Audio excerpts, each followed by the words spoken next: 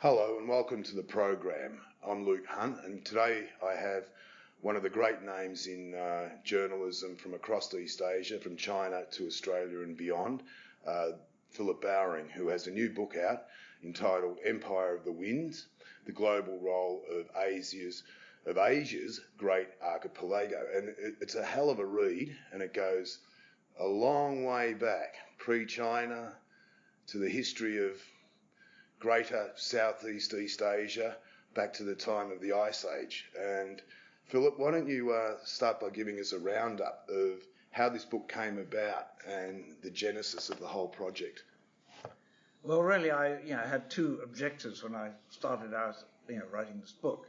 One was that, I've been working in this part of the world for 45 years, and I realized that my own knowledge of the history before the late colonial period was pretty well non-existent.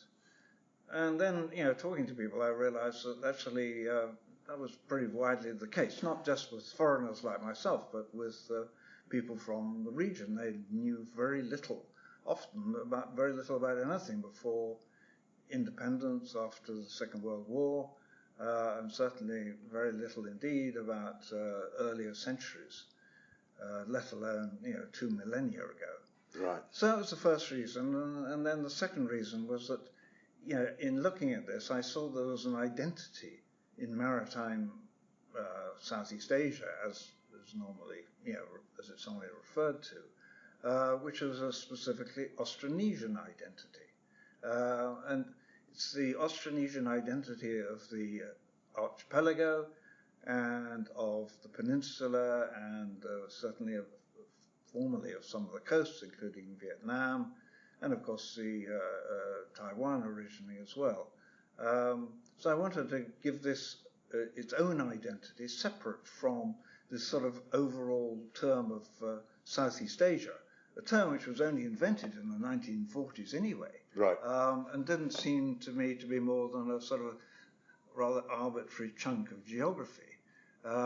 Whereas, if I focused on the Austronesian region, then that did have an identity, and it had a unifying factor apart from Austronesian language base, and that was the maritime economy. These were maritime peoples who, from the very beginning, spread and traded through their command of the sea and of sailing ships. So there was a unity there which I think wasn't properly recognized, both either in academic or in broader historical writing. Right. So I thought, well, if I combine these two things and keep it reasonably short, and my book's only 340 pages, which, considering it starts with the melting of the ice after the last And climate change. and climate change and all the things that flow from that. And of course, the first thing that flowed from climate change was the winds, the monsoon winds, and northeast, southwest winds, which determine a lot of the history of the region. And secondly was the other climate issues of rainfall patterns and so on, which decided, which places were going to be most settled, Right. and how the population was going to be distributed. So, you start from that, and then you move through, and I moved through as rapidly as possible, through the different phases of trading with the outside world. Well, first of all with themselves, and then with the outside world. Starting around about the year zero in current era terms. And then, I quite like the predating of that and the melting of the Ice Age and how sea levels were a lot lower, and this allowed for greater migration. And you're talking about migration patterns from what we know as Southeast Asia now, but stretching out to Easter Island and right across to Madagascar in the Indian Ocean. I thought that was quite, and it was the different sea levels that helped enable that. There were greater land masses. Well, it was not actually quite the case. I mean, what really happened was that the rise in the sea levels created islands. Right. And as a result of these islands being created, you get the development of knowledge of the sea and how to sail on the sea. Right. So that's how people spread around. That's how they spread, the Austronesians spread, all the way out across the Pacific to Easter Island and New Zealand and Hawaii and Fiji and Tonga and so on. And in the other direction, as far as Madagascar. So the whole sort of island chain, in a sense, all the way from Easter Island to Madagascar, was settled by Austronesians sailing the seas. Now that, of course, came quite a long time after Aborigines in Australia, for example, arrived, and they arrived not entirely overland, but they certainly would have arrived when the sea levels were much lower, and therefore, the waters that they had to cross were very narrow. But you see, that goes back 30,000, 40,000 years. I'm talking about the end of the last ice age as being 8,000 years ago. Sure, but you also mentioned that there was that reference to Atlantis, which I found quite fascinating. I mean, I'm sure that's speculative, but coming from Plato, initially from the Egyptians and the traders that spread out that far, and please correct me on my pronunciations, but was it Sunderland or Sunderland? That greater area around what's now Indonesia, Malaysia, Malayu, that was this kind of, I think by today's standards it would be a much smaller population and area, but back in the day it was quite something. Well, I mean, the land mass, Java, Borneo, Sumatra were all joined to the mainland. Therefore, what is now sea, a large, part of the South China Sea, or at least the southwestern part of South China Sea, used to be land. So therefore, obviously, there were rivers there were people, living there. And of course, we don't know very much about them, but clearly, they were there, and those people who got to Australia at an earlier age probably came through that across there. Right. Of course, we don't know exactly, but I mean, it's reasonable to assume that is how people spread at that time. Now, later, when after the flood, they got to spread by boats. So, I mean, the idea that this Atlantis might lie in the South China Sea is not entirely ridiculous, simply because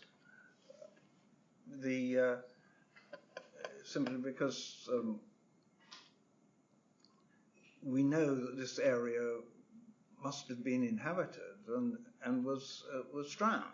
And there are, I mean, the flood, we call them myths, biblical flood myth, but actually it's not a myth at all. I mean, there's lots of memories from other cultures in the Middle East, in Sri Lanka, and so on, of this great catastrophe of the waters rising up.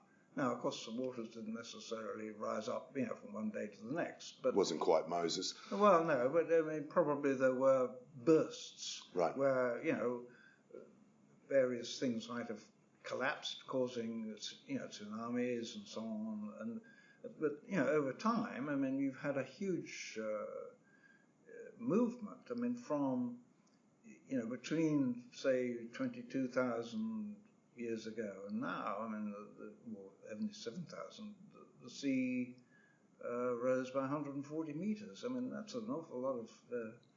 indeed. And having spent some time in the Pacific Islands and the way they see distances and the way they travel from one island to the other, and the way they taste the water and travel in canoes, and you'd see where back in those times there was a lot less distance to cover, but it was a different world. But following that on from that came the great Indians, the Indian traders, the Indian seafarers, all people from that part of the world who really established themselves long before the Chinese. Well, not quite, but... Well, let's go back in time a bit. Sure. I mean, there's no doubt that Indian traders brought Hindu and Buddhist ideas to the islands and coasts of Southeast Asia. Sometime, after about the year zero in current terms. And you saw the gradual establishment of small states, right. Funan, which is in Cambodia, yep. And others gradually emerged with similar kind of foundation histories, all essentially Indian in origin, but these peoples and their kings and so on continued to speak Austronesian languages. So yes, there was this Indian cultural influence was very strong from these traders, but it didn't overwhelm the local culture. Okay. I did notice in the book how you mention, and this is evident to this day, how the Indian caste system never really took off in a lot of these other countries, where other aspects, particularly of Hinduism, it did. Yeah, well, I mean, of course, Buddhism was for a long time at least as strong as Hinduism in this region. So that's not really surprising. I mean, the Indian influence was very much there, but it wasn't completely dominant.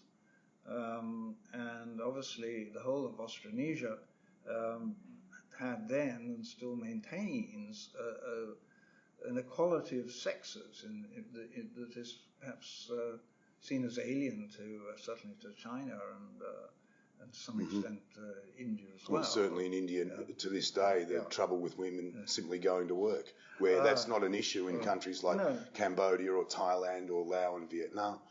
No, well, it's certainly. I mean, if you look at the gender imbalances in Asia, you don't find them in Austronesian lands or indeed Southeast Asia generally. So there is a cultural difference, and which extends both to the mainland and the archipelago. But just going back, I mean the first great trading nations was, of course, based in Java, Srivijaya, and Srivijaya developed, the trade system throughout the South China Sea and Java Sea. What centuries are we looking at here? We're looking, it was at its prime in 6th, 7th centuries. Right. Yeah, and then it was linkage with Java, and then you have this rise of Javanese power, and that's the era of building of great temples, Borobudur, and so on. So there was several hundred years of dominance by Sumatra, by the states of Java and Sumatra of regional trade, including with China, of course, China and India. So the populations of these places were quite small, but they were very strong in terms of their trading and shipping capabilities. And of course, they provided the links, which going back a little bit earlier, from the Roman Empire across to India, then through, I'm going to pronounce it wrong again, Nusantara, yeah. Well, I mean, Nusantara was the link between China and India and places further west, and because of its capability of shipping and its position at the junction of the wind systems. Right. So it had both the natural advantage and the technological advantage. Now, the technological advantage didn't remain forever, of course, and by the 11th century you find the Arabs, of course, have become very important in the China trade. The Tamils, and of course, Tamils occupied Kedah for quite a while. So right. I mean, they again brought another Indian influence. And the Khmer Empire was starting to exert itself a little bit later. Well, yeah, I mean, there's things happening on the mainland as well. But as I say, this is really looking mainly at the archipelago and some of the coast, and obviously the coast of the peninsula was where a lot of things came together. Because first of all, I mean, even before you had people sailing the Straits of Malacca, you had a land bridge between across the Kra Isthmus. So boats would arrive on the say from Funan or from China on the east coast of the peninsula, and then there'd be a land passage across to the other side, and then more other ships would take you on to India or wherever it might be. Right. So, I mean, that system existed really before the Malacca Straits developed as a route. But once that developed as a route, obviously the states on the east coast became more important by and large than those on the west. But most of the time, I mean, the major ports were in fact in Sumatra. Right. And as you were saying, Java, and we had the series, correct me if I'm wrong, but the series of empires that, empires of their day, that had kind of sprung out as, of that region, of which there is very little evidence. Well, I mean, Srivijaya was not much evidence. Of course, later, Majapahit and so on, there's plenty of evidence. Right. And of course, that had the advantage. I mean, there's another aspect of this. I mean, we talk about trade between China and India and so on, Arab world passing through this region, through the straits, and the dominance of those who control the straits. Right. The other aspect, of course, was the spice trade. Indeed. Because the winds also help that, you see, because you have a seasonal wind shift. Yep. So you go east, one time of year, and west the other. And what is the meeting point? It is again the meeting point is Java or East Sumatra. And what the goods they had to trade was also from sandalwood in Timor to you give opium and heroin gets a mention. I mean heroin of course doesn't come in till at the end of the 19th century. Yeah, but there was a reference in there from one of the traders how if it wasn't for women and fashion, there'd be a lot less trade. Yeah, well, I think that goes back to Roman times, of course, because the Romans, Roman emperors others were complaining about the loss of currency, because the Romans were having to trade their silver for luxuries from India and China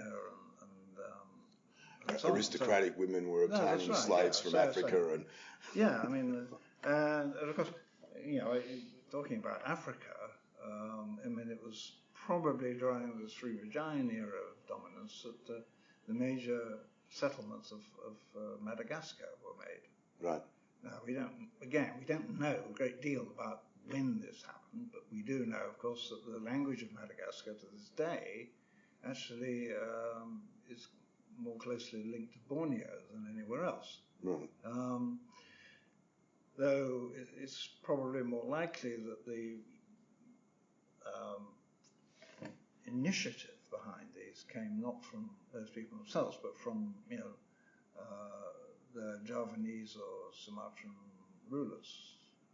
But I mean, again, it's those details have yet to be settled. Well, the important thing is that they had in Sumatra, in Java, these trading empires had the capacity, to cross, the Indian Ocean with quite large ships. And of course, it was at a time when China was looking inward, and I mean, it was trading and it was receiving goods and it was bankrolling, for want of a better term. I don't think so. The trade. I don't think so. I don't think they were bankrolling it. I mean, well, you make a point in there about how I think that China was a backbone of the trade and people getting goods to China, particularly silk and other goods, which was a currency in its day. Well, yeah, I mean, certainly China was very important both as a market and as a source, because right. China wanted a lot of forest products and luxuries too, from tortoise shell and things like that, as well as providing silk and other products, luxury products, to people in the south and in the west. But probably a bigger trade in terms of textiles was Indian textiles. Cotton textiles, yeah, it was huge. In fact, in volume terms, it probably was vastly bigger than the silk trade. Okay. Because silk is, precious good, and whereas cotton fabrics were, for common use.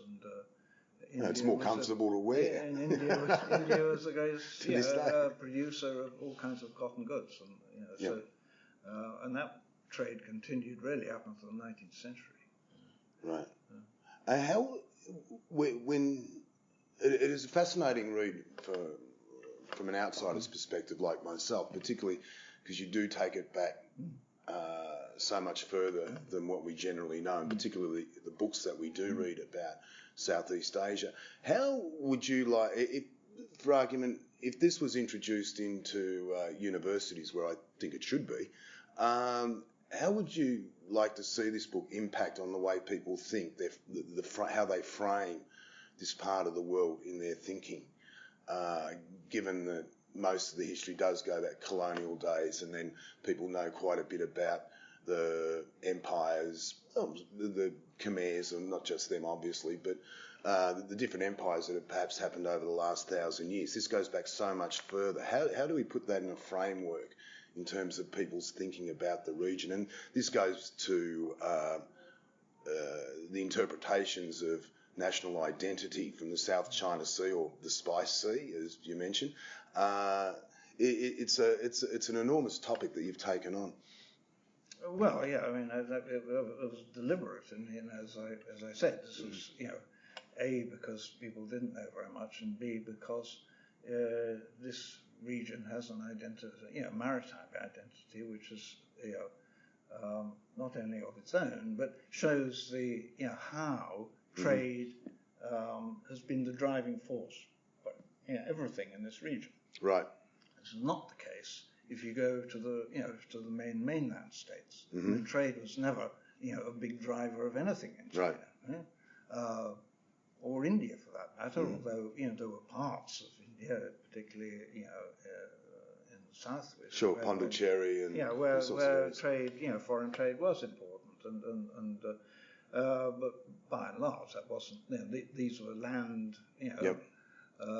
land-based states, and whereas in the maritime region they were to a very considerable extent, if not entirely, maritime states. They certainly needed maritime capacity, if only to communicate among themselves.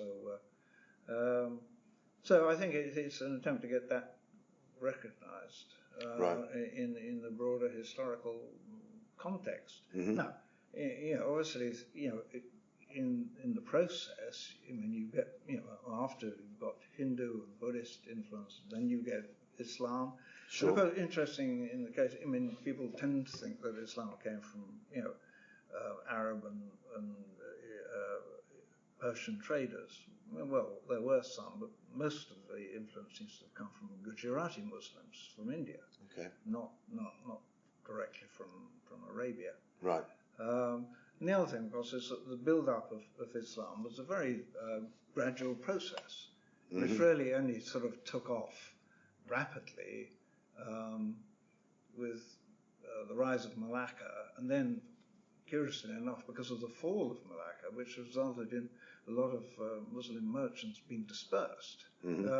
To further, to parts further east. And given that they came from Gujarat, Does that help explain why the different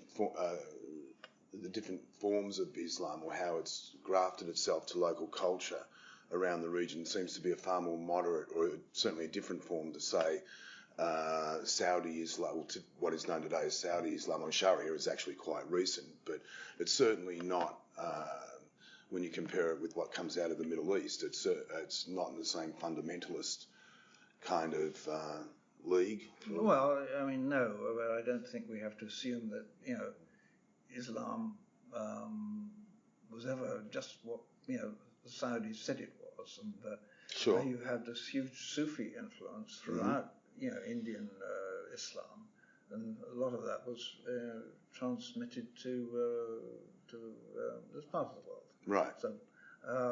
So I don't think it's a great surprise, and in fact, if you look at some of the comments early on, particularly or even through the Dutch period in Indonesia, the perception that the Arabs were all rather fanatic compared with local Muslims who had a better sort of sense of their own identity, and they didn't need to be forever told, you've got to do this and you've got to do that and you've got to follow laws that were really only appropriate perhaps for conditions in what is now Saudi Arabia. And I mean, you still find this today. I mean, we've had this surge of Saudi influence in the last 20 years. in the last 20, 30 years, based on the fact they've got all this money, and it's had an impact, particularly in Indonesia, where you see so many new mosques being built in all over central Java and elsewhere, which all over central Java and elsewhere, which owe their style to the Middle East, not to traditional mosque styles of Java. Right. So I mean, that's just a physical example of what is also happening in terms of the attempt of the Wahhabi state to in its view cleanse Islam by going back to the earliest sort of tenets, or the earliest tenets as interpreted by Wahhabists, which is, of course, a different matter altogether. Because, as we know, all these religions are subject to. Indeed, you mentioned a few religions in the book, that one or two that completely disappeared. Well, yes, that's religions do come and go. Let's face it. Islam's been around for less than 2,000 years, which is really not very much, and Christianity for just 2,000 years. Judaism for a bit longer, but perhaps 4 or 5.